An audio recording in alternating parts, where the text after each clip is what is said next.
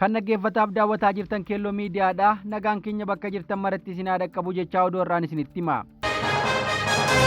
Muudamni haaraan muummee ministeera Itoophiyaa Abey har'a kenname.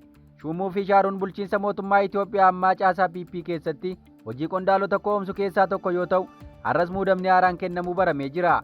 Akka kanaan ministeerri muummee Itoophiyaa Abey obbo Mohammed ministeera nageenyaa taasisuun muudaniiru jechuun miidiyaaleen gabaasaniiru. Haaluma kanaan obbo Mohammed sadaasa 18 bara 2017 akka lakkoofsa Itoophiyaa irraa eegalanii ministeera nageenyaa ta'uun muudamu ragaan waajjira ministeera muummee irraa argame ni mul'isa. Ministeera nagaa ta'uun obbo Taayyee Danda'aa tajaajilaa turanii boodarra barreeffama miidiyaa hawaasaa irraan qoodaa turaniif jecha qabamanii hidhamuun amma beellama hordofaa jiraachuun ni yaadatama. Namni kun bakka obbo Taayyee bu'uu isaatu hubatama. Obbo Mohammed bitootessa 23 bara 2013 akka lakkoofsa Itoophiyaa eegalanii Daayirikteera olaanaa abbaa taayitaa miidiyaalee Itoophiyaa ta'uun tajaajilaa turuu ibsameera. Gaaga'ama waraanaa raafamaa hammaataa keessa akka jirtu Itoophiyaan tasgabbii dhabiinsa biyyattii keessa jiruun jeeqama siyaasaa hammaataa keessatti kufteetti. Keessoon caasaa bulchiinsa PPs waliigaltee dhabuurraa sodaa amanamummaa walii qabaachuu dhabuutiin muuduuf shaaruun irra deddeebiin kan dhaga'amu ta'ee jira. Oduu keenya birootiin mariin waraana bilisummaa Oromoo waliin jalqabne adeemsa gaarii irra jira jechuun mootummaan naannoo Oromiyaa ibsa baaseen hubachiise. Waggootaaf waraana hammaataa keessummeessaa akka jiran WBO fi mootummaa Itoophiyaa gidduu mariin araaraa haala wal hubannaa qabuun adeemaa jiraachuu mootummaan naannoo Oromiyaa ibsa kaleessa baaseen eeree jira. Maqaa WBO ittiin of waamuun kan katabe ibsichi waggaa 6 asitti yeroo jalqabaaf jecha shanee jedhu fayyadamuu dhiisuu mootummaa isaan uummanni kaan abdii nagaan ni bu'a jedhu horateera.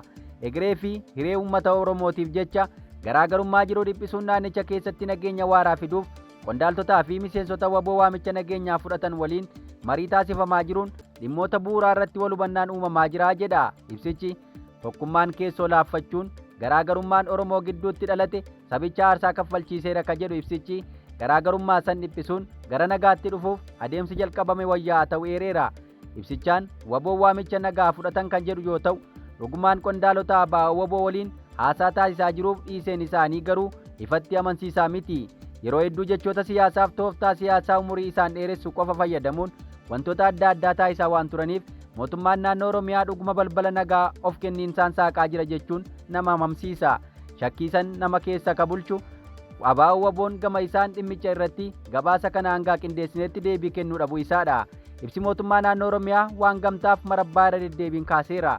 Rakkoon bu'uuraa Oromoo kaleessarraa kaasee hanga har'aatti fal argachuu dadhabe tokkummaa dhabuudhaa ka jedhu ibsichi wal dhaggeeffachuurra of dhaggeeffachuudha, waliin dhaabbachuurra wal faallaa dhaabbachuu, akeekaa fi kaayyoo sabaa garaagarummaa hin qabneef gamaa gamana dhaabbatanii wal gooluudha. Amalli akkasii jaarraa tokko oliif nu faana guddate kun kaleessa hanga har'aatti qormaata nutti ta'ee jira. Tokkummaa keenya laaffisuun akka sabaatti qaaxxee alaatiif nu saaxilee jira jechuun ibsa saniin waakkata. Siyaasa Oromootiif qawween falan ta'u jennee xiqqaa guddaan osoo waannu wal dhaga'uun waan dhibeef kunoo waggaa 6 wal ajjeesuutti jirra. Uummanni keenyas aarsaa isaaf hin malle kaffaluuf dirqame jedha. Ibsi mootummaa naannoo Oromiyaa irraa kenname kun dhugumaan rakkoo uummataaf fala barbaaduun akka irra jiraatu amanee waan fudhate fakkaata. Ammoo jechoonni isaanii hojii agarsiisuu ta'ee waan hin amanamneef hedduun itti quufeera jechuun hin danda'amu.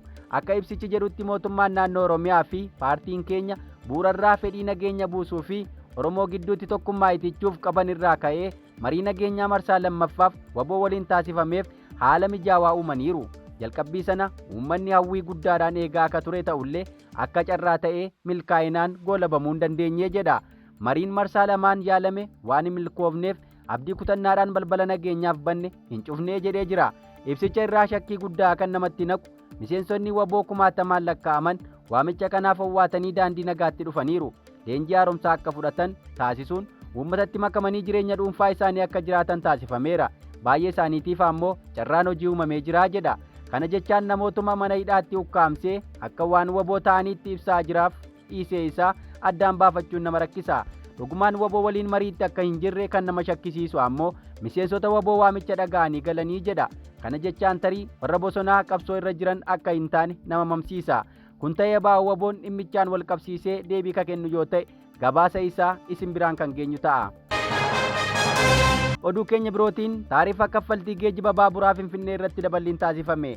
Guyyaatti imaltoonni 10,000 olitti tilmaaman kan keessummeessu geejjiba baaburaa magaalaa Finfinnee irratti daballii taarifaa birrii 10 taasifamu biiroon geejjiba magaalattii beeksise. Taarifa tajaajila geejjibaa baabura yeroo ammaa hojiirra oolaa jiru birrii 10 irraa gara birrii 20tti daballiin akka taasifamu eerameera. Daballiin kunis muddee 1 bara 2017 akka lakkoofsa Itoophiyaa irraa eegalee hojiirra akka oolu biirichi ibseera. Ji'a onkoloolessaa darbe magaalaa Finfinneetti onkoloolessaa 6 bara 2017 akka lakkoofsa Itoophiyaa eegalee taarifa geejjibaa uummataa akka taaksii fi awutoobisii irratti daballiin taasifamuun ni yaadatama. Xixiqqaa fi awutoobisiiwwan magaalaa hojii tajaajila geejjibaa uummataa irratti bobba'an irratti hojiirra akka oolu ibsamee ture.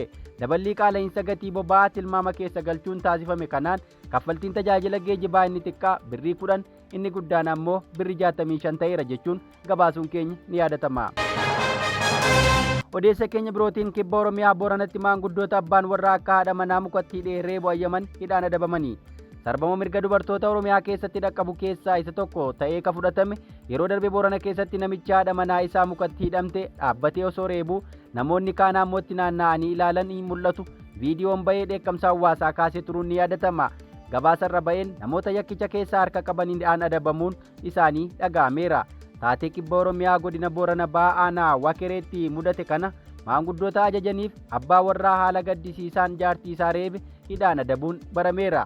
Miidiyaaleen akka gabaasanitti hoogganaan waajjira kominikeeshinii godina Boorana Bahaa Komaander Baqqaluu Balee addatti raadiyoo fi televezyiinii Bisiraatitti akka himanitti himatamtuu fi haadha warraa ishee himatamaa tokkoffaa Galgaloo Waariyoo, himatamaa lammaffaa Jaarsoo Booruu maanguddoo biyyattii, himatamaa sadaffaa Galgaloo Jaatanii maanguddoo biyyattii fi afuraffaa Dhibaa Goollichaa bulchitoota gandaa dhimmicha keessaa harka qaban yakka sarbama mirga dubartootaa fulbaana 9 bara 2017 akka lakkoofsa Itoophiyaa raawwataniif himanni itti banamuu himamee jira. Akka kanaan manni murtii olaanaa godina Booranaa dhimmicha ilaalee himatamaa tokkoffaa Galgaloo Waariyoo, himatamaa lammaffaa Jaarsoo Boruu waggaa 6 fi ji'a 4 yoo murteessu, himatamaa sadaffaa Galgaloo Jaatanii ammoo waggaa 7 fi ji'a 2tti murteesseera. Akkasuma himatamaa afuraffaan hidhaa waggaa 4 fi ji'a 5 fi adabbii qarshii 5,500 itti murtaa'u baramee jira. Yakka dararaa hammaataa argaaf hin tolle haadha ijoollee mukatti hidhamtee dararamtu kan argan fayyadamtoonni miidiyaa hawaasaa hedduun dheekkamsa kaasuun yakki akkanaa akka dhaabbatu gaafataa turuu isaanii gabaasuun keenya ni yaadatama. Oduu keenya dhumaatiin Juubalaandii hariiroon mootummaa federaalaa Somaaliyaa waliin qabu addaan kuteeraa jette. Filannoo waliin wal qabsiisee mootummaa federaalaa waliin atakaaroo keessa kagaltee fi hanga tokko walabatti kan of ilaaltu naannoo Juubalaand hariiroo mootummaa federaalaa waliin qabdus ta'e tumsa taasistu addaan kutuu beeksifteetti. Juubalaand bara 2013 irraa kaasee bulchaa akka jiru bulchiinsi pirezidaantii Ahmed Mohammed Islaamaa yookaas Maadoobee mootummaan Somaaliyaa heera mootummaa cabsuun akkasumas tokkummaa uummatichaa jeeqaa jira jechuun himateera. Itoophiyaa fi Keeniyaa waliin kan waldaangessituu fi naannolee hanga tokko walaba ta'an 5 keessaa tokko kataate Juubalaand jalqaba torbanii irratti filannoo geggeessiteen pirezidaantii naannichaa Maadoobeen marsaa sadaffaatiif filatamuu isaa beeksisteetti. Pirezidaantiin mootummaa Somaaliyaa teessoo isaa Moqaadishoo godhatee Hasan Sheekh Mohammed hirmaannaa mootummaa federaalaan alaka ta'e filannicha kufaa taasisuun isaa ni yaadatama. Atakaaroon sababa filannoo kanaatiin uumame hammaachaa adeemuu hordofee mootummaa federaalaa Maadoobee irratti ajaja hidhaa baaseera. Juubalaand ammoo deebii kanaa pirezidaantii Hasan Sheekh Mohammed irratti ajaja hidhaa dabarsiteetti. Kan hordofuun ammoo pirezidaantii Juubalaand Maadoobeen hariiroo mootummaa federaalaa Somaaliyaa waliin qaban akka addaan kutan ka beeksisani. Mootummaan Juubalaand hariiroo fi tumsa mootummaa federaalaa Somaaliyaa waliin qabu kamiyyuu guutummaan guutuutti addaan kuteeraa jechuun mootummaan Juubalaand kamisaa kaleessa sadaasa 28 bara 2024 ibsa baaseera. Mootummaan Juubalaand pirezidaantii Maadoobeen hoogganamu pirezidaantii Somaaliyaa Hasan Sheekh Mohammed heera mootummaa cabsuun aangoo seeraan ala fayyadamuu fi malaammaltummaatiin himateera. Pirezidaantichi bulchiinsa Juubalaand tasgabbooftuu taate keessatti rakkoon nageenyaa akka uumamu gochuu dabalatee walwaraanuu fi walitti bu'iinsi gosaa akka dhalatu kakaasaa jiraachuu fi carraaqqii finciltoota loluudhaaf taasifamu balaaf saaxilaa jira jechuun himateera. Loltoonni Juubalaand walitti bu'iinsa waggoota dheeraa tureen booda nagaa buusuu danda'an tarkaanfii mootummaa federaalaatiin jeeqamaa jiraachuu beekseera. Bulchiinsi pirezidaantii Maadoobee haaromsi heeraa fi bulchiinsa mootummaan federaalaa Somaaliyaa gochaa jiru ofiin of bulchuu Juubalaandii fi sirna federaalaallee kan balaadhaaf saaxilu jechuun Juubalaand himattee jirti. Egaa dhaggeeffattoota keenyaa odeeffannoon har'aaf qabanne kana fakkaata. Ka torban dhufuun haga walitti deebinutti nagaan nuuf tura.